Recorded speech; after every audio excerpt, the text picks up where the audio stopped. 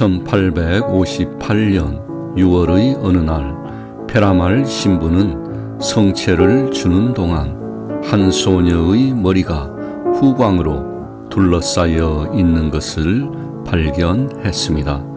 그녀가 고개를 들었을 때 그는 그녀가 베르나데트 수비루라는 것을 알았습니다. 다음은 베르나데트 자신이 남긴 말입니다. 나의 아버지는 프랑스와 수비루이고 어머니는 루이스 캐스터로트였습니다. 나는 그들의 첫째 아이로 1844년 1월 7일 월요일에 태어났습니다. 다음 날 저는 루르드 교구 교회의 도미니크 포르그 신부님에게 세례를 받았습니다. 하느님은 6명의 형제와 2명의 자매를 선물로 주었습니다. 하지만 10살이 넘게 산 아이는 단 3명 뿐이었습니다. 저스틴은 9살에 사망했고 다른 4명은 유아기에 사망했습니다. 이렇게 하늘에서 땅으로, 땅에서 하늘로 오고 가는 것은 우리 가족을 용기와 사랑 안에서 하나로 묶었습니다. 나는 부모님이 말다툼하는 것을 들어본 적이 없습니다. 그들은 항상 평화로웠습니다.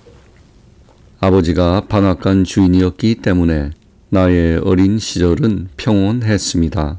아버지는 가부강으로 흘러드는 맑은 개울 옆에서 볼리 방앗간을 운영했습니다.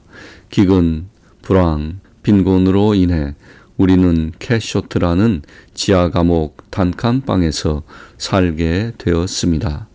그것은 사용하지 않는 경찰 유치장이었습니다. 오늘날에도 루르드에서 볼 수 있습니다. 내가 10살이었을 때 콜레라가 루르드를 채찍질하여 나를 죽음의 문턱으로 내몰았고 나에게 천식과 두근거리는 심장병을 남겨주었습니다. 이듬해에는 농촌에 기근이 닥쳤고 우리 모두는 굶주렸습니다. 내가 13살이었을 때 부모님은 나를 집에서 5km 떨어진 바르트르로 보냈습니다. 나의 양 어머니 마리 라게스가 그곳에 살고 있었는데 그녀는 나의 첫 영성체를 준비하겠다고 약속했습니다. 마리는 거의 읽거나 쓸 수 없었고 나는 전혀 읽거나 쓰지 못했습니다. 나는 오직 지역방언 파투아어만 말했고 교리문답은 프랑스어로 되어 있었습니다. 하루 종일 들에서 양을 돌보느라 너무 피곤해서 한마디도 알아듣지 못했습니다. 포미안 신부님은 내가 루르드로 돌아온다면 첫 영성체를 준비시켜 주겠다고 약속했습니다. 그래서 14번째 생일이 지나고 3주가 되었을 때 저는 걸어서 루르드로 돌아왔고 다시는 바르트르로 돌아가지 않았습니다. 1858년 2월 11일 이른 아침 11살 된 여동생 투아네트와 12살 된 나의 친구 짠 아바디는 어머니를 위해 장작을 주워오기 위해 나와 함께 출발했습니다. 잔과 투아네트는 가부강 옆 물방앗간 시내를 건너갔고 나는 신발을 벗으려고 앉았습니다. 내가 스타킹을 벗고 있는데 폭풍우 같은 소리가 들렸습니다. 나는 강 근처 나무들을 보았지만 아무것도 움직이지 않았습니다. 나는 겁이 나서 똑바로 일어섰습니다. 당황한 나는 시냇물 너머 마사비엘의 바위 동굴 위 움푹 들어간 벽감을 바라보았습니다. 벽감 가장자리에 있는 장미 덤불이 바람에 흔들리고 있었습니다. 오직 그것만 움직였습니다. 다른 모든 것은 고요했습니다. 황금빛 구름이 동굴에서 나와 벽감을 빛으로 가득 채웠습니다. 그때 젊고 아름다운 내가 여지껏 본 적이 없는 지극히 아름다운 여인이 벽감 앞 가장자리에 서 있었습니다. 그녀는 미소를 짓고 또 미소를 지으며 마치 내 어머니인 것처럼 가까이 오라고 나에게 손짓했고 내가 착각하지 않았다는 것을 내 영혼 속에서 이해시켜 주었습니다. 여인은 흰색 옷을 입고 머리에는 흰색 베일을 쓰고 허리에는 파란색 띠를 두르고 있었습니다. 여인의 오른팔에는 황금 사슬에 흰 구슬로 된 묵주가 걸려 있었습니다. 그 추운 겨울날 여인은 맨발이었지만 각 발 위에는 여름의 따뜻함으로 빛나는 황금빛 장미꽃 한 송이가 있었습니다. 나는 무릎을 꿇고 주머니에서 묵주를 꺼냈습니다. 여인이 팔에서 묵주를 꺼내 들자 나는 성호를 긋기 시작했습니다. 하지만 여인께서 아름다운 십자가 성호를 그을 때까지 나의 팔은 움직이지 않았습니다. 여인께서는 제가 스스로 묵주기도를 바치도록 하셨습니다. 그녀는 손가락으로 구슬을 움직였지만 말은 하지 않았습니다. 그녀는 나에게 가까이 오라고 손짓했지만 나는 감히 그렇게 못했습니다. 그녀는 나에게 미소를 지으며 저에게 고개를 숙였습니다. 그녀는 벽감 속으로 사라지셨고 황금빛 구름도 사라졌으며 나는 홀로 있었습니다. 나는 투아네트에게 무슨 일이 일어났는지 말했고 저녁 기도 시간에 내 눈은 눈물로 가득 찼습니다. 무슨 일이 있느냐? 어머니가 물었습니다. 투아네트가 내 대신 대답해 주었고 어머니는 내가 본 것은 흰 돌이었다 라고 말했습니다. 아버지는 내가 마사비엘로 돌아가지 않는 것이 좋겠다고 생각했습니다. 초대와 약속. 일요일 날 나는 아버지에게 다시 그곳에 갈 수 있도록 허락해 달라고 요청했습니다.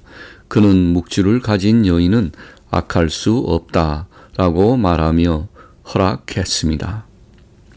우리 일행이 갔고 나는 묵주 기도를 시작했고 여인께서 벽감에 나타나셨습니다. 그리고 나에게 미소를 지으셨습니다.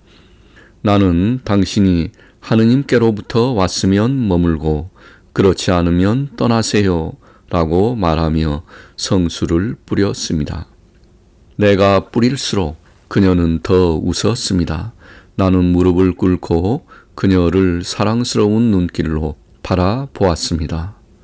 그룹 중 일부 사람들이 겁에 질려 근처 니콜라우 부인 집으로 달려갔습니다.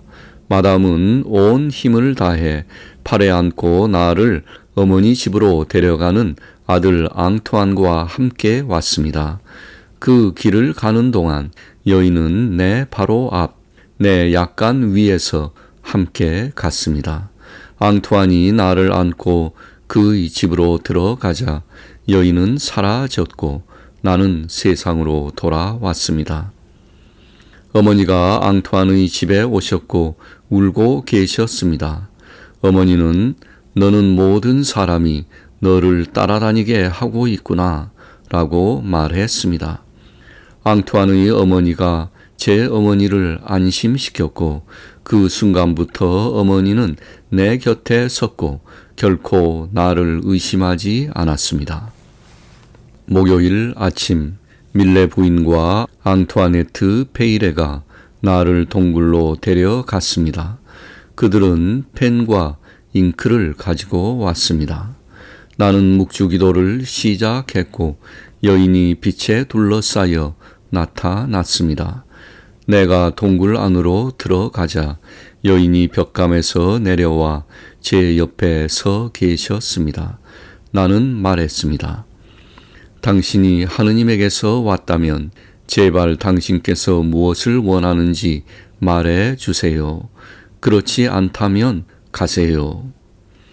그녀는 당신이 하느님에게서 왔다면 라는 말에 미소를 지었습니다. 그리고 그렇지 않다면 가세요 라는 말에 고개를 저었습니다. 나는 친절을 베푸시어 당신의 이름을 적어 주시겠습니까? 라고 요청했습니다. 그녀는 내가 말로 해야 할 것을 굳이 쓸 필요는 없다 라고 답하며 웃었습니다. 그런 다음 그녀는 다시 말했습니다. 너는 15일 동안 여기로 오는 은혜를 베풀어 줄 수 있겠느냐? 그녀는 아우 에라 그라시아라고 정확히 말했고 나는 그녀가 나에게 파투아어로 그토록 은혜롭게 말을 한다는 사실에 몹시 놀랐습니다. 나는 부모님께 허락을 구하겠습니다.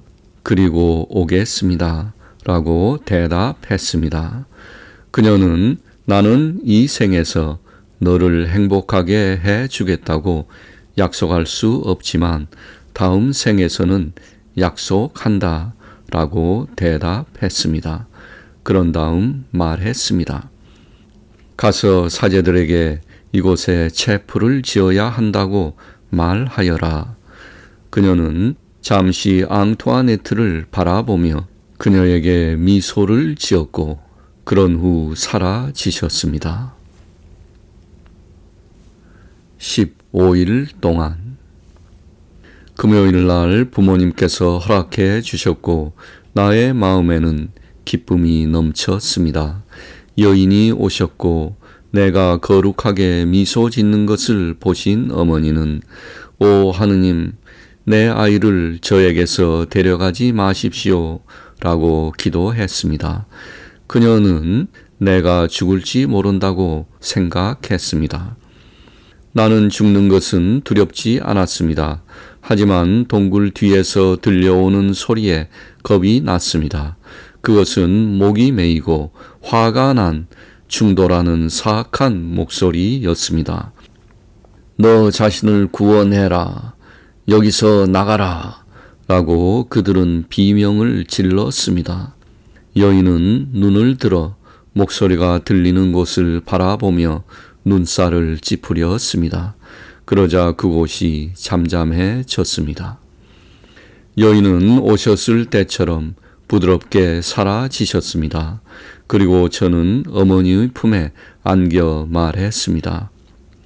여인이 와 주셔서 고맙다고 하셨습니다. 그리고 나에게 줄 몇 가지 계시가 있을 것이라고 말씀하셨습니다. 다음날 이른 아침 어머니와 나는 동굴로 돌아왔는데 그곳에서 여인께서는 한마디 한마디씩 나 자신만을 위한 기도를 가르쳐 주셨습니다. 나는 그것을 누구에게도 공개한 적이 없으며 심지어 어머니에게도 공개하지 않았습니다. 일요일은 여인이 나를 6번째로 방문한 날이었습니다. 수백 명의 사람들이 동굴 주변에 무릎을 꿇고 있었지만 나는 그들을 거의 알아보지 못했습니다. 여인 주변의 빛은 태양보다 더 밝았고 하지만 더 부드러웠습니다.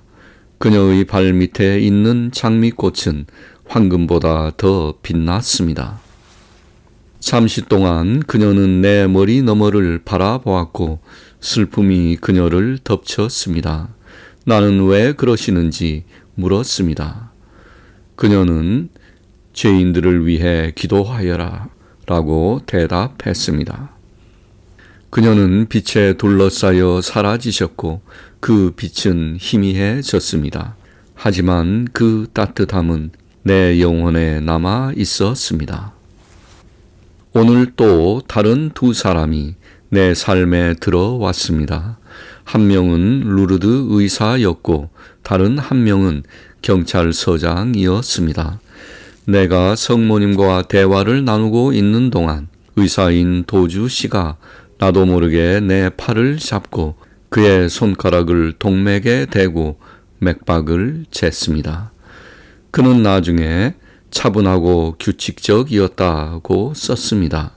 베르나데트가 지나치게 긴장한 상태였다는 증거는 없습니다. 의사 도주 씨는 결국 깊은 믿음의 사람이 되었습니다. 그는 동굴에 순례를 오는 환자들을 돌본 최초의 의사가 되었습니다. 교차 신문. 도미니크 자코메 경찰국장.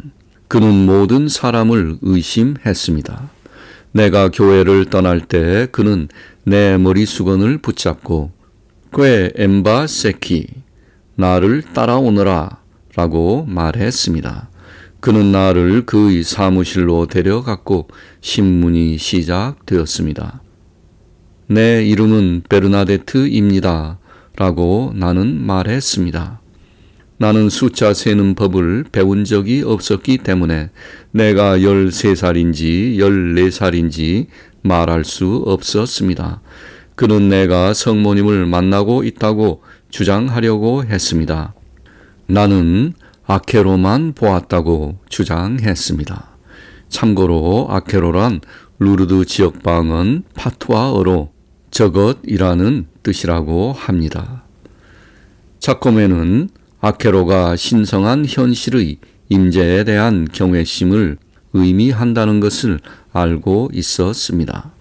그는 내가 말한 모든 말을 깃펜으로 적었습니다. 그런 다음 그는 왜곡되고 거짓되고 부정확하게 나에게 다시 읽었습니다. 선생님, 제가 말하는 모든 것을 당신이 바꾸고 계십니다. 나는 항의했습니다. 그는 불타올랐고 화가 나서 소리쳤고 그의 모자에 달린 술이 흔들렸습니다. 그 순간 문이 열렸고 아버지가 그곳에 서서 말씀하셨습니다. 내가 이 아이의 아버지요.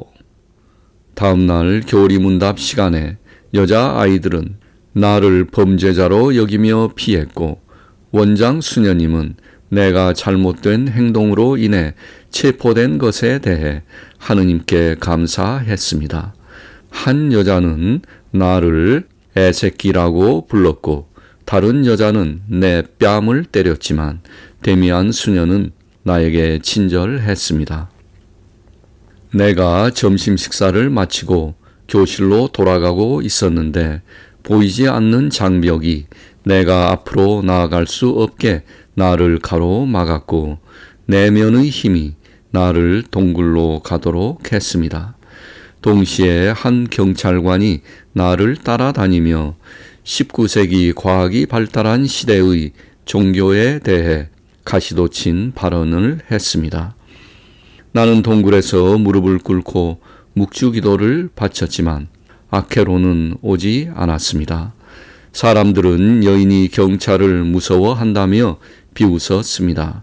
그날 저녁 나는 포미안 신부에게 국장과 경찰관에 대해 말했습니다. 그들은 내가 동굴로 가는 것을 막을 수 없다라고 말했습니다. 내가 아버지에게 무슨 일이 있었는지 말하자 아버지는 내가 마사비엘에 가는 것을 누구도 다시는 막지 못하도록 하겠다고 말했습니다. 3가지 비밀과 회개. 화요일 날 나는 내 영혼이 동굴로 부름받는 것을 느꼈고 나는 어머니에게 말했습니다. 그녀는 나와 함께 왔습니다. 거기에는 의사 도주 씨를 포함해서 약 150명이 있었습니다. 아케로가 오셨고 나와 함께 1시간 동안 기도했습니다. 어제의 괴로움은 따뜻한 그녀의 임재 속에서 사라졌습니다. 여인은 나에게 3가지 비밀을 말해 주었습니다. 나는 누구에게도 말할 수 없습니다. 그것들은 오직 나 자신에게만 해당되며 나를 기도하게 하고 감사하게 하고 겸손하게 만들어 줍니다. 그녀가 작별을 말했을 때 나의 유일한 위로는 내 옆에서 무릎을 꿇고 있는 어머니뿐이었습니다. 오늘 나는 사람들이 아케로와 내가 말하는 것을 들을 수 없다는 사실에 놀랐습니다. 아케로는 들을 수 있을 만큼 큰 소리로 말했고 나는 그녀가 들을 수 있도록 목소리를 높였지만 아무도 한마디도 듣지 못했습니다. 다음 날 수요일 부모님과 루실 이모가 나를 동굴로 데려갔습니다. 나의 여인이 8번째로 나타났습니다. 그녀는 다시 1시간 동안 나와 이야기하고 기도했습니다. 나는 그녀의 빛나는 임재에서 눈을 뗄 수 없었습니다. 오늘 사람들은 제가 여인과 이야기를 나누는 동안 제가 한 말의 어떤 것을 들었습니다. 그녀는 딱 한마디만 말했습니다. 그녀는 천천히 슬프게 말했습니다. 그녀는 그것을 3번 말했습니다. 회개하여라, 회개하여라, 회개하여라. 그리고 내 눈에는 눈물이 가득 고였습니다. 나는 여인이 말한 것처럼 천천히 말했습니다. 나는 그녀가 말한 것처럼 그것을 3번 말했습니다. 제 근처에 있는 사람들은 내가 말하는 것을 듣고 다른 사람들에게 반복해서 말했습니다. 여인이 떠났을 때 루실 이모가 울고 있었습니다. 그녀는 내가 왜 여러 번 몸을 굽혀 땅에 입을 맞추었는지 이해하지 못했습니다. 이모, 나는 설명했습니다. 아케로는 저에게 죄인들의 회개를 위해 하느님께 기도하라고 말했습니다. 그리고 그녀는 그들의 자존심 때문에 겸손하게 땅에 입을 맞춰야 한다고 나에게 요청했습니다. 샘에서 마셔라. 2월 25일 목요일, 아케로는 평화롭게 기도하는 모습으로 왔습니다. 그녀는 부드럽게 말했습니다. 가서 샘물을 마시고 거기서 씻어라. 나는 샘물을 보지 못했습니다. 그래서 나는 가부강 쪽으로 갔습니다. 아케로는 나를 다시 불러 바위 아래의 한 지점을 가리켰습니다. 나는 거기에서 약간의 수분을 발견했지만 그것은 진흙이었습니다. 여인께서 마시라고 했지만 나는 3번이나 버렸습니다. 그런 다음 나는 씻었는데 얼굴이 진흙으로 더러워졌습니다. 여인이 떠났을 때 베르나르드 이모가 내 얼굴을 때렸습니다. 그녀는 어리석은 짓 그만해 라고 말하며 사람들의 조롱을 받으며 나를 집으로 데려갔습니다. 그날 오후 엘리노 페라드는 나와 함께 동굴로 돌아왔습니다. 내가 진흙에 긁어 파놓은 구덩이에서 샘물이 보글거리고 있었습니다. 엘레노는 막대기로 물을 저었습니다. 그녀가 더 많이 저을수록 더 많이 흘러나왔습니다. 더 많이 흐를수록 더 순수해졌습니다. 곧 물이 수정처럼 맑아졌습니다. 오늘 아침에 진흙만 보고 비웃었던 사람들은 이제 그 물을 하느님이 주신 선물로 보았습니다. 그들은 가서 샘물을 마시고 씻으라는 여인의 요청에 순종했습니다. 루이 브리에트는 딸에게 그 물을 좀 가져오라고 부탁했습니다. 루이는 몇 년 전 채석장에서 오른쪽 눈을 다쳤습니다. 그리고 그의 시력은 점점 악화되었습니다. 그는 그 물로 눈을 씻었고 다음 날 의사 도주 씨에게 내가 치료받았습니다 라고 말했습니다.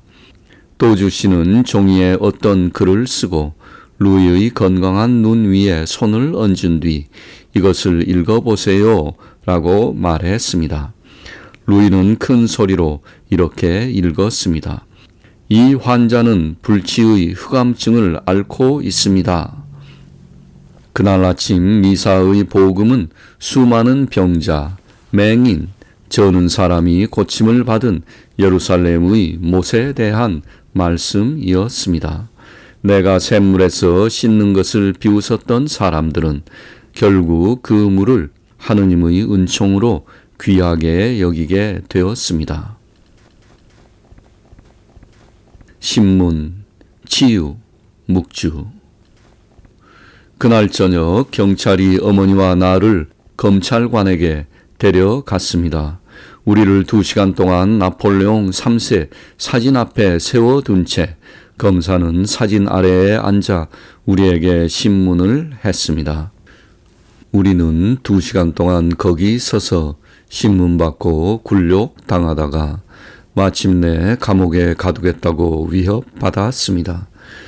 어머니가 눈물을 터뜨리자 검사가 겁을 내며 여기 의자가 있습니다. 앉으세요. 라고 하더군요. 어머니는 의자에 앉았지만 큰 제복을 입은 작은 남자가 어머니를 너무 무례하게 대했기 때문에 나는 앉지 않겠습니다. 내가 의자를 더럽힐 수 있지 않아요? 라고 말하며 루르드의 재단사들처럼 바닥에 앉았습니다. 그는 내 사촌 안드루 사주가 창문을 두드릴 때까지 내가 말하지 않은 답변을 읽음으로써 나를 함정에 빠뜨리려고 노력했습니다. 결국 듀투어 씨는 포기했고 우리는 걸어서 집에 왔습니다. 3월 1일 월요일 여인께서는 친구에게 은총을 주셨고 나 자신에게는 교훈을 주셨습니다. 캐서린 라타피는 1856년 사고 이후로 2 손가락이 마비되었습니다. 그녀는 2명의 어린 자녀를 두었고 3번째 자녀를 출산할 예정이었습니다. 월요일 날 여인께서 나를 떠나신 후 캐서린은 샘 옆에서 무릎을 꿇고 물에 손을 담갔습니다. 그녀의 쓸모없는 손가락이 갑자기 탄력을 되찾았습니다. 캐서린은 감사의 기도를 드린 후 루바작에 있는 집까지 9km를 걸어갔습니다. 그날 저녁 작은 장 바프티스트가 태어났습니다. 그는 특별했습니다. 그는 신부가 되었습니다. 성모님이 나에게 주신 교훈입니다. 폴린 산스는 오늘 동굴에서 그녀의 묵주를 사용하라고 나에게 요청했습니다. 내가 그곳으로 기도하자 여인이 내 말을 가로막았습니다. 그녀는 미소를 지으며 너가 실수했다. 그 묵주는 내 것이 아니다. 라고 말했습니다.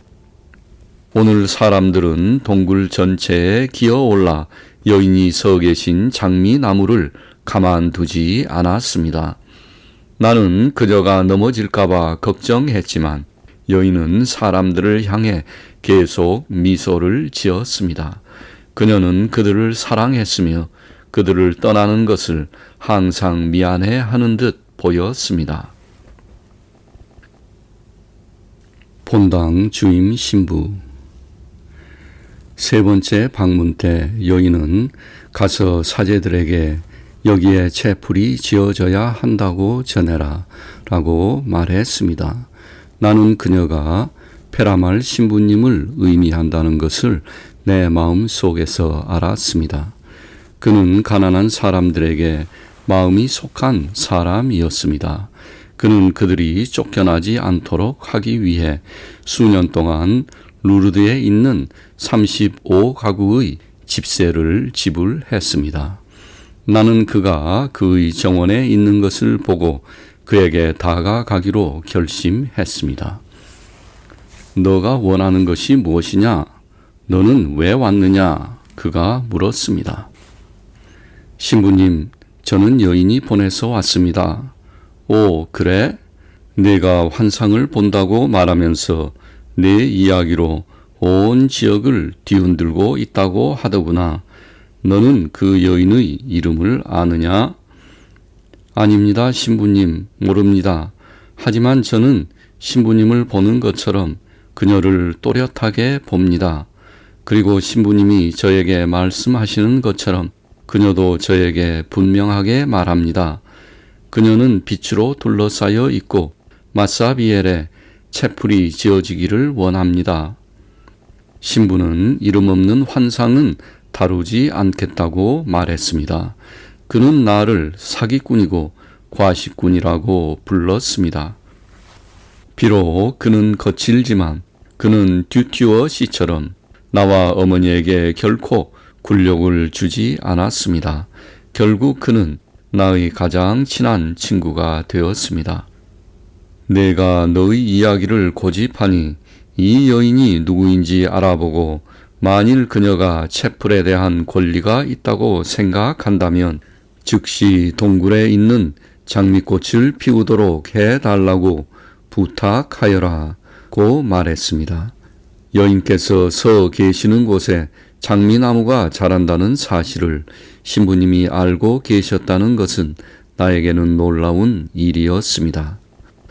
3월 2일 화요일, 여인께서는 사제들에게 채플을 지으라고 말하고 사람들에게 행렬을 지어 동굴로 오라고 요청하라고 다시 한번 부탁하셨습니다. 그녀의 요구는 명령이라기보다는 간청에 가까웠고 그녀는 나에게 맡겨진 사명에 대해 온유함으로 단련된 끈기를 주었습니다. 나에게는 끈기가 필요했습니다. 신부님은 왔다 갔다 하면서 말했습니다. 채플, 비용은 누가 지불할 것인가? 만약 너희 여인이 행렬을 원하시면 내가 아닌 주교에게 너를 보내셔야지. 너는 그분의 이름도 모른다. 말도 안 돼. 그는 복도에 놓여있는 빗자루를 들었습니다. 그리고 그걸로 나를 쓸어버릴 것처럼 했습니다. 나는 재빨리 떠났습니다. 15번째 날, 여인은 수요일 저녁 때가 되어서야 오셨습니다. 그녀는 작은 야생 장미 덤불 위에 여유롭게 서서 나에게 인사하며 절을 하고 그녀의 놀라운 십자성호를 그었습니다. 그녀는 채플과 행렬을 요청했습니다. 그리고 그녀는 사라졌습니다. 그녀가 떠났을 때 나는 아직도 내가 이 세상에 있다는 사실에 놀랐습니다. 페라말 신부님을 다시 방문해야 한다는 사실이 나를 이 땅으로 내려오게 했습니다. 그녀의 이름은 물어보았느냐? 네, 그런데 여인은 웃기만 하셨습니다. 글쎄, 그녀가 채플을 원한다면 그녀의 이름을 말하고 장미덤불에 꽃이 피어나게 해야 한다. 그러면 내가 채플을 지을 것이다. 그리고 내가 그것을 짓는다면 너에게 알리겠다. 그는 부드럽게 말했습니다. 그것은 작지 않을 것이다. 3월 4일 목요일은 15일 중 마지막 날이었습니다. 그날은 장날이었는데 8,000명의 사람들이 동굴 주변에 모였습니다. 그것은 마치 여인이 행렬을 요청한 것이 이루어진 것 같았습니다. 우리는 묵주기도를 시작했고 두 번째 단에서 여인이 오셨습니다. 그리고 언어가 기도이고 환경이 천국인 세계 속으로 나를 들어 올렸습니다. 나는 동굴의 지붕 아래로 들어갔고 우리는 1시간 동안 함께 이야기하고 기도했습니다. 내가 기도하는 동안 나의 사촌 장 비데레가 나와 함께 있었는데 성모님께서 그녀에게 아주 가까이 오셨기 때문에 그녀가 손을 내밀었다면 그녀를 만질 수도 있었을 것입니다. 여인이 떠났을 때 나는 촛불을 끄고 페라말 신부님에게 다시 그녀의 메시지를 전하기 위해 출발했습니다. 그는 나에게 인사하며 부인이 뭐라고 말했느냐라고 말했습니다. 제가 그녀의 이름을 물었습니다. 그러나 그녀는 계속 미소를 지었습니다. 내가 그녀에게 장미꽃을 피우라고 요청하자 그녀는 더욱 미소를 지었습니다. 그녀는 여전히 체프를 원하십니다. 그녀는 자신의 이름을 말해야만 한다. 신부님이 말했습니다. 그런 다음 그는 너무나 부드러운 어조로 나를 놀라게 했습니다. 만약 내가 그녀가 축복받은 동정녀라는 것을 알면 나는 그녀가 원하는 모든 것을 할 것이다. 적, 친구, 기적. 여인의 방문이 없이 3주가 지나갔습니다. 그러나 나는 그녀가 다시 오실 것을 알았습니다. 작별 인사도 없이 떠나는 것은 그녀의 방식이 아닙니다. 그러는 동안 사람들은 저를 괴롭혔고 경찰은 저를 감시했으며 검찰관은 저를 짓밟으려고 했습니다. 우리 부모님이 마을 관리들에게 어떤 고통을 겪었는지 오직 영원만이 밝혀줄 것입니다. 루르드의 판사와 변호사는 하늘이 보내주신 후원자였습니다. 푸가 판사는 듀티어 씨가 나를 위협하고 부모님을 괴롭히는 데 있어서 도를 넘었다고 나를 안심시켰습니다. 변호사 듀포 씨는 관리들이 저를 위해 설치한 함정에서 저를 구해 주었습니다. 모함과 음모에도 불구하고 사람들의 믿음을 확증하는 놀라운 일들이 일어났습니다. 크로아진 부호 호트의 2 자녀 중 한 아이가 죽어가고 있었습니다. 그의 작은 관은 이미 제작되고 있었습니다. 크로아진은 죽어가는 아이를 마사비엘로 데리고 가서 15분 동안 차가운 샘물에 담갔습니다. 다음 날 꼬마 루이는 활기차게 돌아다녔습니다. 의사 베르지 씨가 의사 도주 씨와 함께 아이를 검사했습니다. 두 의사 모두 아이의 치료가 의학적으로 설명될 수 없다고 인정했습니다. 그 결과로 시장과 경찰은 제가 사람들을 치료했다고 비난하고 감옥에 가두겠다고 위협했습니다. 나는 간단하게 말했습니다. 나는 아무도 치료하지 않았습니다. 그러자 그들은 다시는 동굴에 돌아가지 말 것에 대해 열광적으로 말하며 흠잡을 데 없는 프랑스어와 세련된 태도로 나에게 놀라운 인상을 주려고 노력했습니다.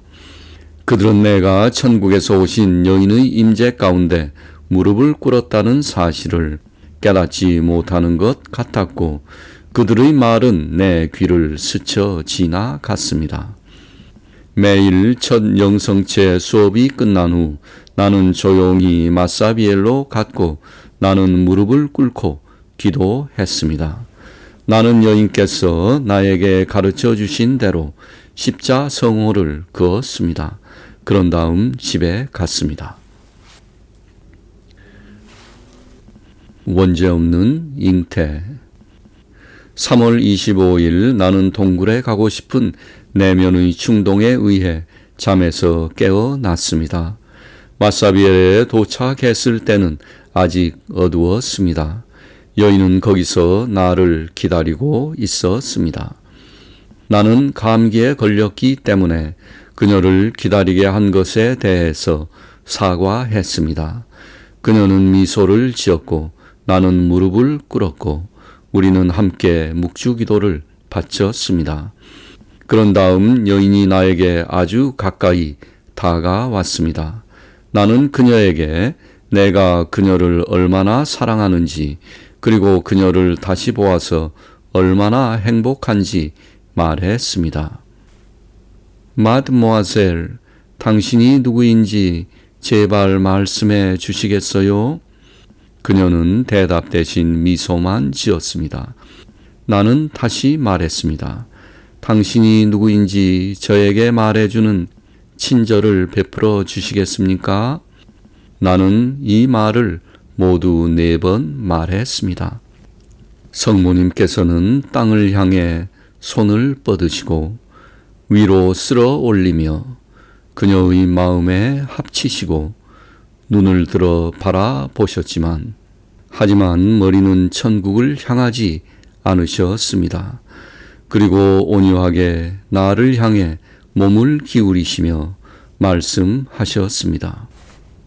Cu soy era immaculata conceptio. 여인은 나에게 미소를 지었습니다. 그녀는 사라지셨습니다. 난 홀로 있었습니다. 나는 그 말을 이해하지 못했지만 신부님은 이해할 것이라는 것을 알았습니다. 나는 또한 그 여인이 신부님을 사랑한다는 것을 알았습니다. 나는 촛불을 동굴에 남겨두고 가는 길에 나 자신에게 여인의 이름을 부르며 곧장 파라멜 신부님에게로 달려갔습니다. 신부님은 나를 기다리고 있었습니다. 나는 절을 했고 말했습니다. Cu soy era immaculata conceptio. 그가 놀라는 것을 보고 나는 설명했습니다. 아케로가 나는 원죄없는 잉태다라고 말했습니다. 선한 신부님은 깜짝 놀라 서 있었습니다. 갑자기 그는 말을 더듬었습니다. 그게 무슨 뜻인지 아느냐? 나는 고개를 저으며 아니요 라고 말했습니다. 그 말을 이해하지 못하는데 어떻게 그렇게 말할 수 있느냐? 나는 오랫동안 계속해서 그 말을 반복하며 왔습니다. 라고 대답한 다음 여인은 아직도 체프를 원하십니다. 라고 덧붙였습니다. 이제 신부님은 얼굴이 창백해졌습니다. 하지만 마음을 가다들으며 얘야 이제 집에 가거라. 다음에 보자. 라고 말했습니다. 수년 후 나는 신부님이 그날 밤 주교님에게 편지를 썼으며 그 편지를 쓰면서 신부님은 감동을 받았고 그의 눈이 눈물로 가득 찼다는 것을 알게 되었습니다. 마리아의 위대함. 여인이 나는 원죄없는 잉태다 라고 말씀하신 것이 무엇을 의미하는지 나는 전혀 몰랐습니다. 나는 에스트라드 여사에게 물어보기로 결정했습니다. 그녀는 초자연적인 것에 대해 고요한 감각을 갖고 있었습니다. 마드모아젤, 원죄없는 잉태가 무슨 뜻인가요? 여사는 4년 전 12월 8일 교황 비오 9세가 성모님께 이 말씀을 어떻게 적용했는지 설명했습니다.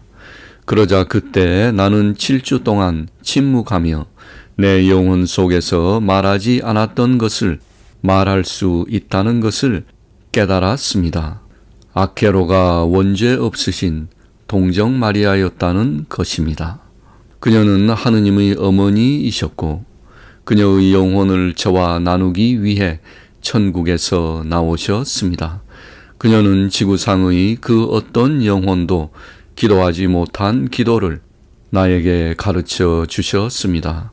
그녀는 나에게 이 세상이 아니라 다음 세상에서의 행복을 약속했습니다.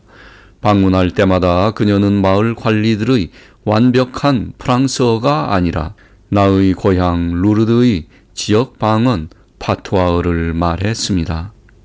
거룩함과 기도는 단순하다. 하느님의 어머니께서 저에게 그렇게 가르쳐 주셨습니다. 대다수의 사람들은 루르드를 거룩하게 하신 분이 바로 우리의 성모님이심을 느끼고 있었습니다.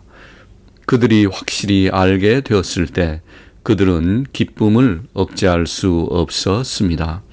그녀가 방문하는 동안 그 지역에서는 단 한 건의 범죄도 일어나지 않았고 교회의 고해소들은 사람들에 의해 포위되었으며 신부들은 거의 탈진했습니다. 성모님은 나에게 항상 축복받은 양초를 동굴로 가져오고 그런 다음 집으로 가져가라고 말씀하셨습니다. 그러나 3월 25일 그녀는 나에게 불 켜진 초를 동굴에 놓아두라고 요청했고 오늘날까지 마사비엘에는 촛불이 항상 타오르고 있습니다. 나는 성모님께서 종종 내 머리 너머로 보시며 군중 속에서 한 사람을 골라내시는 것을 보았습니다. 그런 다음 그녀는 마치 오랜 친구인 것처럼 그들에게 미소를 지었습니다. 그녀는 우리 부모님에게 그런 고통을 안겨준 마을 관리들도 잊지 않았습니다. 모두가 마침내 발연을 믿었고 십자가를 입술에 대고 죽었습니다. 자코메 경찰국장은 우리의 반대는 헛된 것이었습니다. 베르나데트는 원죄없는 성모 마리아를 그녀의 편에 두었습니다. 인정했습니다. 불 켜진 촛불. 3명의 저명한 의사가 나를 진찰하기 위해 루르드에 왔습니다. 한 정치인이 그들과 함께 와서 나에게 질문을 했습니다. 축복받은 동정녀께서는 파트와어로 말씀하실 수 없었을 것이다. 하느님과 축복받은 동정녀께서는 그 언어를 모르신다. 나는 그에게 상기시켜 주어야만 했습니다. 우리가 어떻게 그분들이 모른다는 것을 알 수 있나요? 3명의 의사는 내가 정서적으로, 정신적으로는 안정되어 있지만 천식을 앓고 있다고 선언했습니다. 내 어머니도 그렇게 말할 수 있었을 것입니다. 그러면 그들의 수고를 덜어줄 수 있었겠지요? 관리들의 비장의 카드는 늘 너를 감옥에 가두겠다 였습니다. 그것은 나를 기를 죽이려는 것이었습니다. 그들은 내가 버려진 경찰 감옥에서 온 가족과 함께 한 방에 모여 살고 있다는 사실을 잊고 있었습니다. 혼자만의 독방을 갖는 것, 몇 시간 동안 혼자만의 시간을 보내는 것은 나의 첫 영성체를 준비하는 데 소중한 피정이 될 것입니다. 4월 7일 부활절 수요일, 동굴에서 하느님의 어머니를 만나라는 부르심이 내 영혼 속에 분명하게 들렸습니다. 내가 도착했을 때 수백 명의 사람들이 그곳에서 기도하고 있었고 그들은 나를 위해 자리를 지키고 있었습니다. 나는 기도의 세계에서 성모님과 함께 기도했는데 이제는 그것이 천국 세계의 일부라는 것을 알았습니다. 성모님께서 떠나셨을 때 나는 내 옆에 의사 도주 씨가 있는 것을 보았습니다.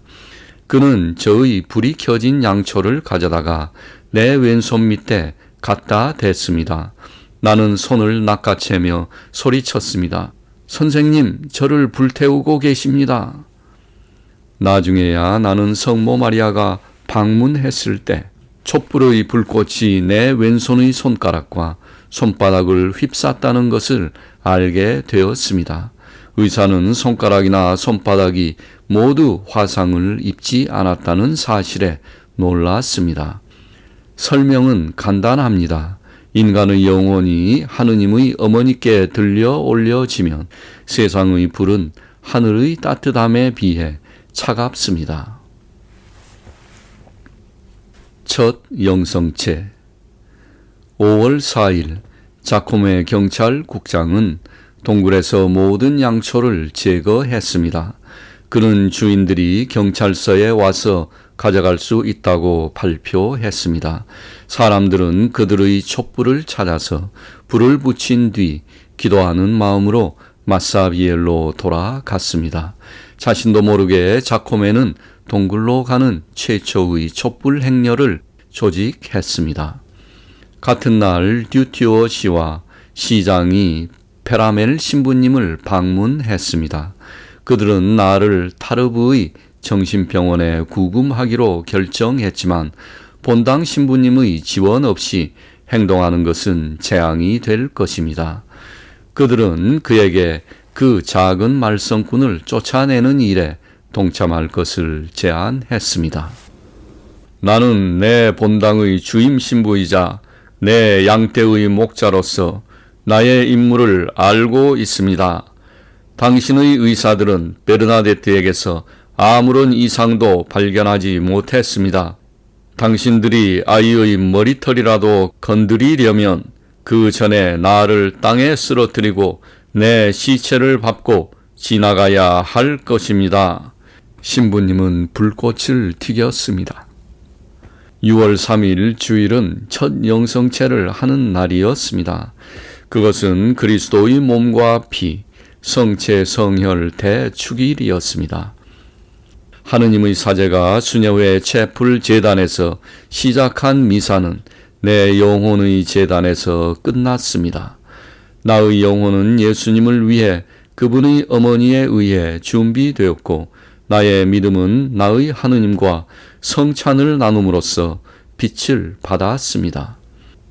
과묵함의 베일로 영원히 가려져야 할 영혼의 비밀이 있습니다. 나의 첫 영성체는 바로 그런 것이었습니다. 에스트라드 여사가 물었습니다. 베르나데트, 첫 영성체와 발현 중에서 무엇이 당신을 더 행복하게 만들었나요? 나는 둘은 같이 갑니다. 둘은 비교할 수 없습니다. 나는 두 경우 모두 내가 매우 행복했다는 것만 알고 있습니다. 라고 대답할 수밖에 없었습니다. 몇 년 후 나는 느베르에 있는 나의 기도서에 이렇게 썼습니다. 나는 아무것도 아니었습니다. 이 아무것도 아닌 것에서 하느님은 위대한 것을 만드셨습니다. 거룩한 영성체 때 나는 예수님과 함께 마음을 맞대고 있습니다. 얼마나 숭고한 나의 운명인가. 성모님의 작별 인사. 7월 16일 저는 본당 교회에서 조용히 무릎을 꿇고 세 번째 영성체를 주신 하느님께 감사를 드리고 있었습니다. 내 영혼이 이제 익숙해진 충동으로 갑자기 흔들렸습니다. 하느님의 어머니께서 저를 부르고 있었습니다. 동굴은 자코메에 의해 바리케이트가 쳐져 있었고 출입 금지라는 경고문이 붙어 있었습니다. 그것은 프랑스어로 쓰여 있었습니다. 하느님의 어머니는 항상 내 지역 방언 파투아어로 나에게 말씀하셨습니다. 나는 가부강 근처의 초원으로 서둘러서 갔습니다. 나는 무릎을 꿇고 촛불을 켰습니다. 나는 묵주기도를 시작했고 성모님께서는 동굴에 서서 나에게 미소를 지으셨습니다. 이날은 갈멜산의 성모님 축일이었습니다. 그녀는 내가 본 어떤 때보다 더 아름다워 보였습니다. 이것이 내가 지구상에서 그녀를 보는 마지막 시간이 될 것입니다. 나는 성모님이 예수님을 위해 내 영혼을 준비하셨고 내가 성찬을 함께 나누었던 그분께 이제 나를 넘겨주실 것이라는 것을 알았습니다.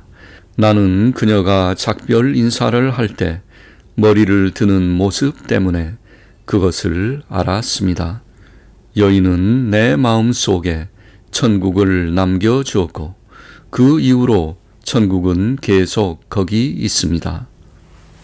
12일 후 발현을 조사하기 위한 위원회가 구성되었습니다. 주교는 초자연적 사건의 가능성을 부정하는 것은 지난 세기의 회의론에 의해 낡아빠진 틀 안에서 터벅터벅 걷는 것이 될 것이다 라고 썼습니다. 의사 도주 씨는 그가 목격한 샘물에 의해 치료된 사례들을 나열했습니다.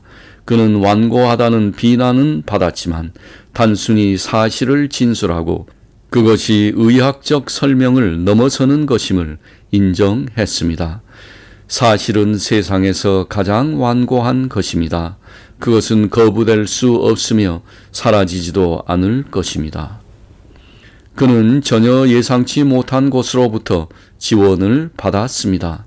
가톨릭 신문과 빈센트 드 폴 협회를 탄압하고 교회를 그토록 초라하게 취급했던 나폴레옹 3세는 경찰국장 자코메의 경고문을 내리고 바리케이트를 철거하고 동굴을 시민에게 돌려주라고 명령했습니다.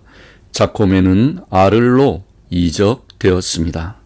인부들은 서둘러 바리케이트를 제거했고 사람들은 동굴로 모여들었습니다. 성모님이 또 승리하셨습니다. 그날 저녁 동굴은 그녀를 기리는 촛불로 불타올랐습니다. 기도와 회개. 마을 관리들로부터 나를 보호하기 위해 페라말 신부님은 나를 진료소의 수녀들과 함께 머물도록 했습니다. 나는 천천히 글을 쓰는 것, 프랑스어를 말하는 것, 그리고 바느질과 자수를 배웠습니다. 나는 이제 16살이었지만 내 작은 몸집은 11살이나 12살처럼 보였습니다. 한 수녀는 내가 코담배를 건네주면서 모두가 재채기를 시작했을 때 충격을 받았습니다. 또 다른 수녀는 내가 신발을 교실 창문 밖으로 던지면서 줄리 가로스에게 정원에서 딸기를 가득 담아오라고 말했을 때 화를 냈습니다. 페라말 신부님은 내가 매주 일요일은 물론 한 달에 2번씩 성찬을 받을 수 있도록 허락해 주셨습니다. 1862년 1월에 주교의 위원회가 판결을 내렸습니다. 우리는 하느님의 어머니께서 1858년 2월 11일과 그 이후에 베르나데트 수비료에게 발현하셨다고 믿습니다. 우리는 현재 타르브 교구 소유인 동굴 옆에 채플을 지을 것을 제안합니다. 최근 루르드의 사진관이 들어왔고 나는 황홀경에 빠진 것처럼 포즈를 취해달라는 요청을 받았습니다. 그렇게 할 수 없어요. 내가 말했습니다. 성모님이 거기 안 계세요. 또 다른 사진사는 사진을 찍을 때마다 내가 드레스를 갈아입기를 원했습니다. 나는 드레스가 없었습니다. 그 사진은 결국 루르드에서 오전에 팔렸습니다. 나는 질문을 받기 위해 하루에 10번에서 20번씩 수녀님들의 응접실로 불려갔습니다. 빅토린 수녀님은 눈물을 보면 용기를 내라고 말하곤 했습니다. 발현은 너뿐만이 아니라 다른 사람들을 위한 것이다. 1862년 4월 나는 쓰러지고 병자 성사를 받았습니다. 진료소 의사는 약을 처방했지만 나는 동굴에서 물을 좀 가져오라고 요청했습니다. 한 모금 마시자 가슴에서 산이 없어지는 듯한 느낌이 들었습니다. 내가 처방한 약이 효과가 좋구나. 의사는 활짝 웃었습니다. 저는 그것을 안 먹었습니다. 나는 대답했습니다. 글쎄, 그가 대답했습니다. 너는 내가 생각했던 것만큼 아프지 않았구나.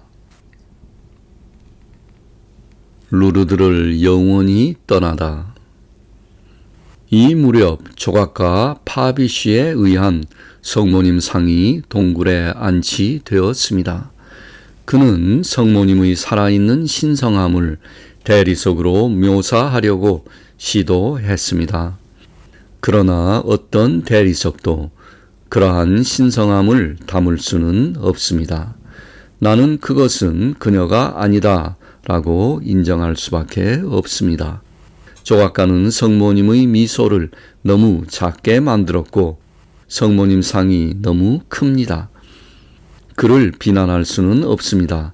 천국에서 그는 이해할 것입니다. 다음은 채플 지하실의 축복이었습니다. 그날 아버지의 기쁨은 완전했습니다. 몇 달 동안 그는 노동자로서 지하실에서 일했습니다.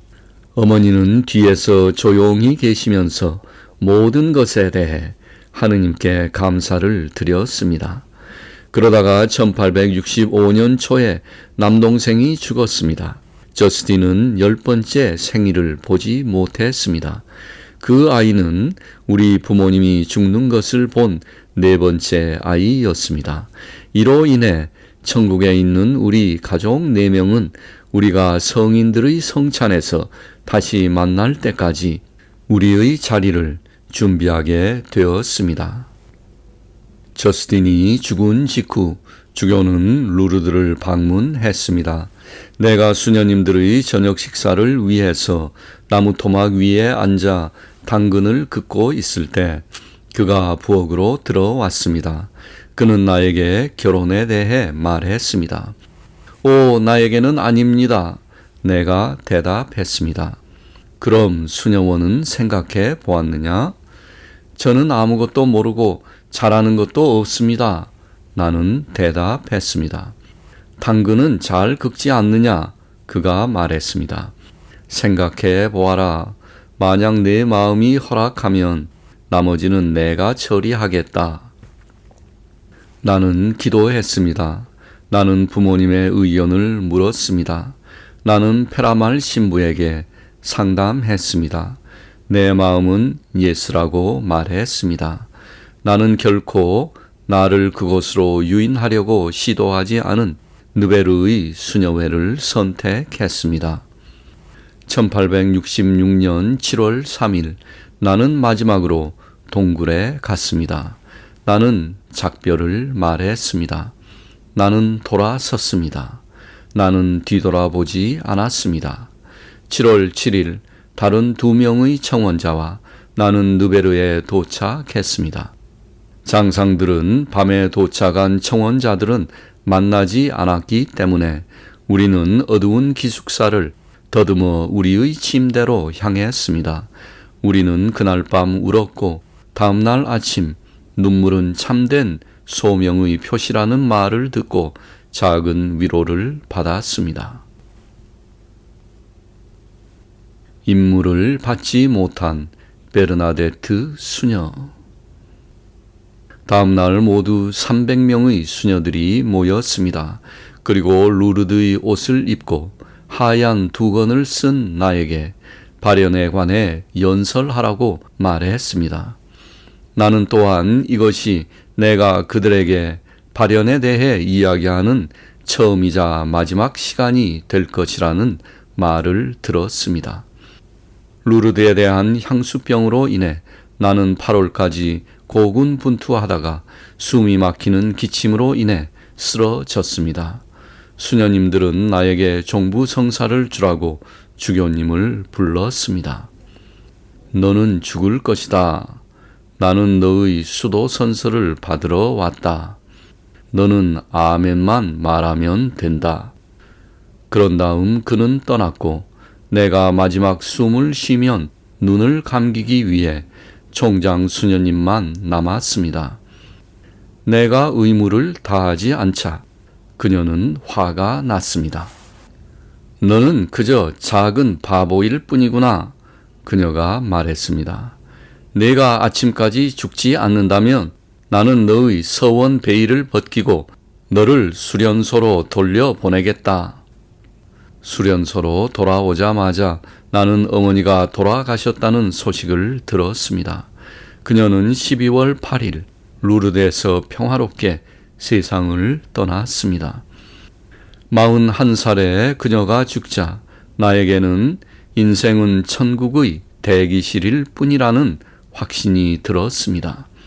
1867년 10월 30일 나는 다른 43명의 수련자들과 함께 수도 서원을 했습니다. 천상의 행복과 인간의 겸손이 내 영혼 안에서 뒤섞였습니다. 총장 수녀님이 말했습니다. 주교님, 우리는 마리 베르나르 수녀를 어디에 배정해야 할지 알 수 없습니다. 그녀는 조금 멍청하고 아무 쓸모가 없습니다.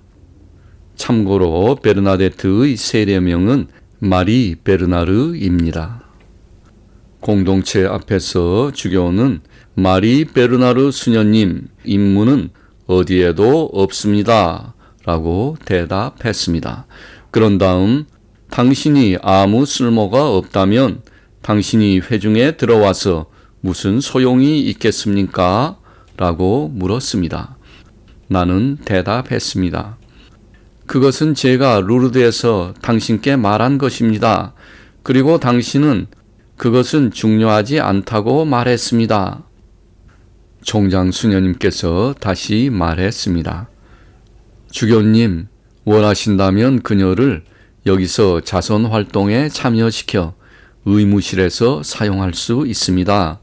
우선 청소를 도와줄 수 있습니다.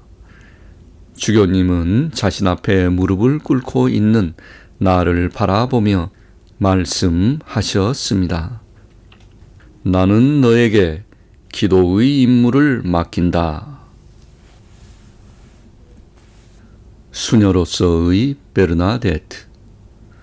서원 후에 나는 청소를 돕기 위해 수련소에 남겨졌습니다. 수련장 수녀님은 내 영혼을 완전히 드러낼 것과 그녀의 방식에 완전히 순종할 것을 요구했습니다. 두 번째 것은 내가 할 수 있지만 첫 번째 것은 나의 능력 밖의 것이었습니다. 천국의 여왕에게 자신의 영혼을 열었다면 지상의 누구에게 영혼을 여는 것이 얼마나 헛된 일입니까? 하지만 그것은 나에게 좋은 것이었습니다. 예수 그리스도와 결혼하면 육체적, 감정적 고통 속에서도 어떤 만약에나 그러나도 없이 예라고 답해야 합니다. 수녀님들은 베르나데트가 되지 않는 게 좋다라고 말하며 놀라운 격려를 해 주었습니다. 청원자인 앙투아네트 달리아는 말했습니다. 내가 네베르에 온 지 사흘이나 됐는데 아무도 베르나데트를 보여주지 않았다. 그러자 한 수녀가 내 옆에 있는 사람이 베르나데트야 라고 말했습니다. 앙투아네트가 외쳤습니다. 저건 말고. 나는 그녀의 손을 잡고 예, 마드모셀, 바로 그거예요 라고 말했고 우리는 평생 친구가 되었습니다. 한 전례 전문가는 성모님께서 결코 파란색 허리띠를 착용하지 않으실 것이라고 장담했습니다. 파란색 띠는 전례용 띠가 아니기 때문입니다. 저는 전례에 대해서는 아무것도 모릅니다. 나는 대답했습니다. 하지만 성모님의 띠가 파란색이라는 것은 압니다. 기도를 통해 그런 사람들에 대한 인내가 나에게 주어졌고 이제 기도가 나의 임무가 되었습니다. 아이들은 결코 나를 가만두지 않았습니다. 4살 된 작은 아이가 수녀님, 복되신 동정녀를 보셨군요. 그녀는 아름다우신가요? 라고 말했습니다.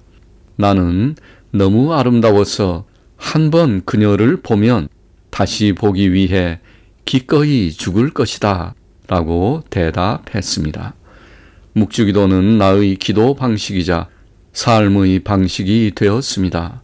그것을 손에 쥐면 평온함과 평화가 찾아왔습니다.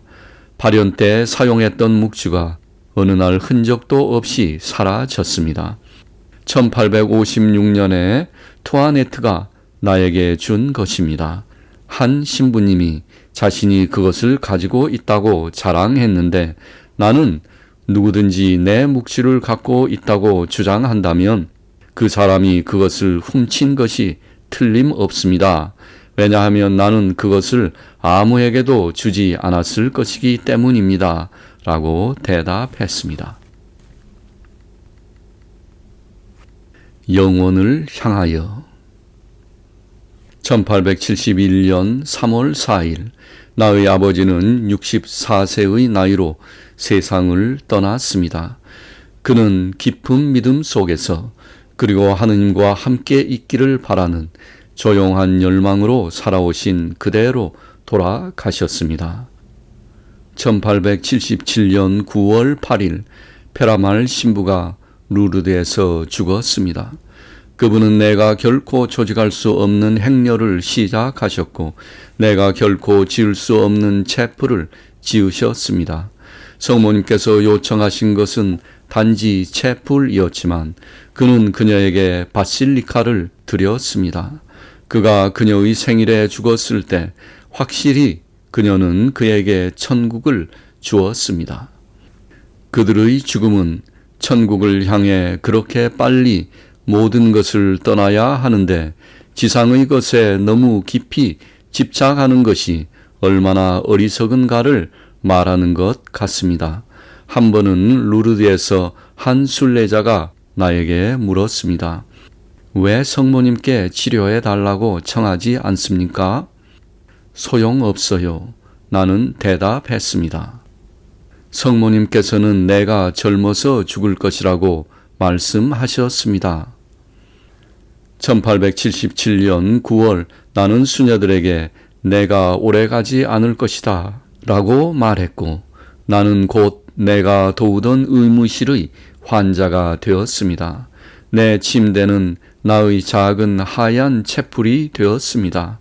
그러다가 그것은 나의 십자가가 되었습니다. 그리고 내가 그 위에 누워 고통을 받을 수 없게 되자 결국 그것은 십자가형이 되었습니다. 한 수녀는 물집에 생긴 스포제를 떼어내면서 준 고통에 대해 사과했습니다. 떼어버리세요. 나는 간신히 말했습니다. 나는 고양이처럼 타프해요. 수녀님은 미소를 지었습니다. 그녀는 제가 루르드에서 지적한 회개와 희생의 길을 말하고 있다는 것을 알았습니다. 나의 무기는 기도와 희생이며 마지막 숨을 쉴 때까지 그럴 것이라고 나는 결심했습니다. 그러면 희생의 무기는 내 손에서 떨어지겠지만 기도의 무기는 천국까지 나를 따라올 것입니다. 내 임무는 끝나가고 있었습니다. 시간이 시작되기 전에 삼위일체 안에서 자신의 이름을 자신의 사제와 그리고 나와 공유했던 성모님은 자신의 사제를 본 것처럼 영원까지 고요히 그녀의 아이를 볼 것입니다. 불쌍한 죄인, 불쌍한 죄인. 베르나데트 수비루는 1879년 4월 16일 부활절 수요일에 세상을 떠났습니다. 부활절인 4월 13일 일요일 그녀는 이렇게 말했습니다. 오늘 아침 영성체 후에 나는 우리 주님께 편안히 말할 수 있도록 휴식을 달라고 간청했습니다. 그분은 그것을 주시지 않으셨습니다. 나의 고통은 죽음의 날까지 계속될 것입니다.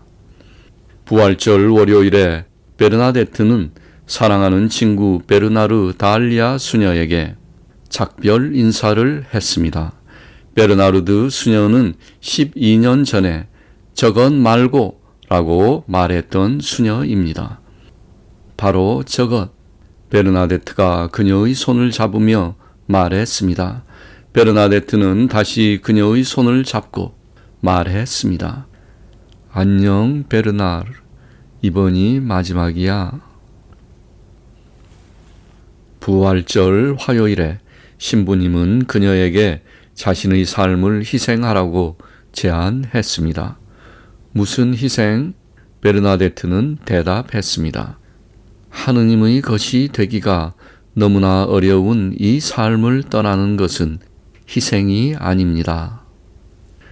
부활절 수요일에 그녀는 약해진 손가락이 십자가를 놓치지 않도록 십자가를 자신에게 묶어 달라고 요청했습니다. 그녀는 성모상을 바라보았습니다. 그리고 이렇게 말했습니다. 나는 그녀를 봅니다. 얼마나 아름다우신가. 나는 그녀에게 가고 싶습니다. 나탈리 포르타 수녀가 3시쯤 들어오자 베르나데트는 끝까지 감사할 수 있게 도와주세요 라고 부탁했습니다. 그리고 십자가 고상을 들고 기도했습니다.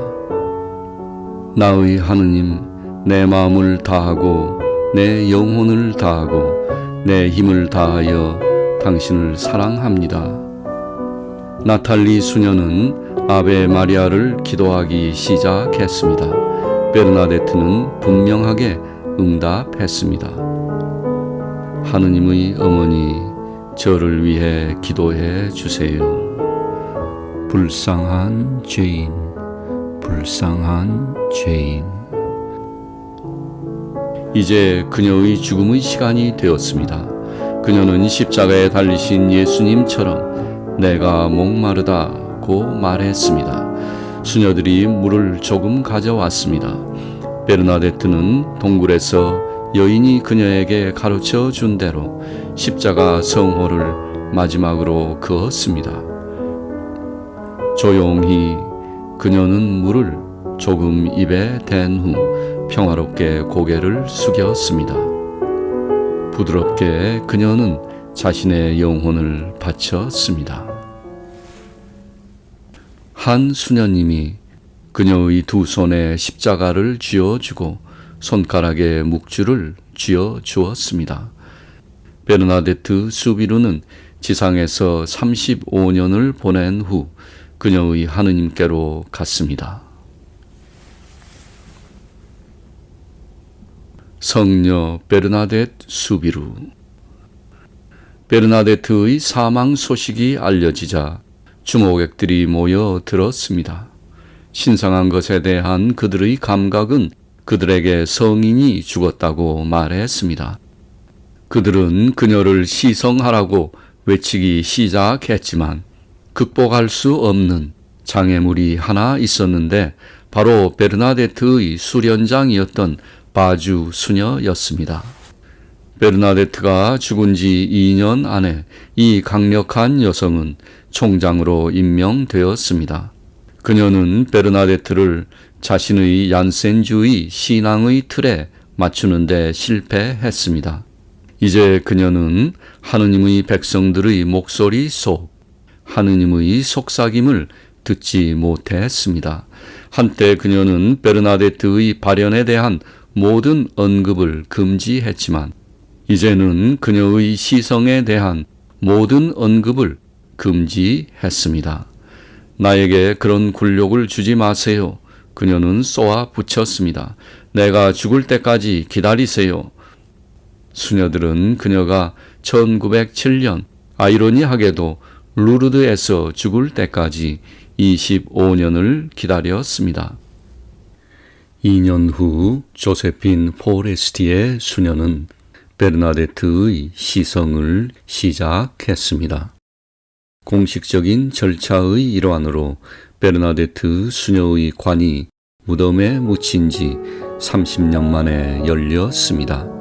그녀의 묵주는 녹슬었고 그녀의 수도복도 낡았지만 베르나데트는 완벽하고 아름답게 부패하지 않았습니다. 그것은 마치 그녀가 방금 잠든 것 같았습니다. 1933년 12월 8일 교황 비오 11세는 베르나데트 수비루를 가톨릭 교회의 성인으로 선포했습니다. 그녀의 죽일은 2월 18일로 정해졌는데 그날은 성모님께서 그녀에게 이 생이 아니라 다음 생에서 그녀를 행복하게 해주겠다고 약속하신 날입니다. 그러나 신자들은 그녀에게 2날을 더 축일로 주었는데, 즉 그녀가 선종한 날인 4월 16일과 성모님이 천국에서 나와 그녀의 마음 안으로 들어오신 날인 2월 11일입니다. 아직도 루르드에는 기적의 샘이 흐르고 있습니다. 아직도 루르드에는 사람들이 행렬을 이루어 오고 있습니다. 기적은 아직도 루르드 동굴을 은총으로 빛나게 하고 있습니다. 그러나 동굴의 가장 큰 기적은 2월 그날 루르드에서 성모님이 자신에게 가까이 오너라 고 요청하신 소녀입니다. 그리고 그녀의 이름은 베르나데트입니다.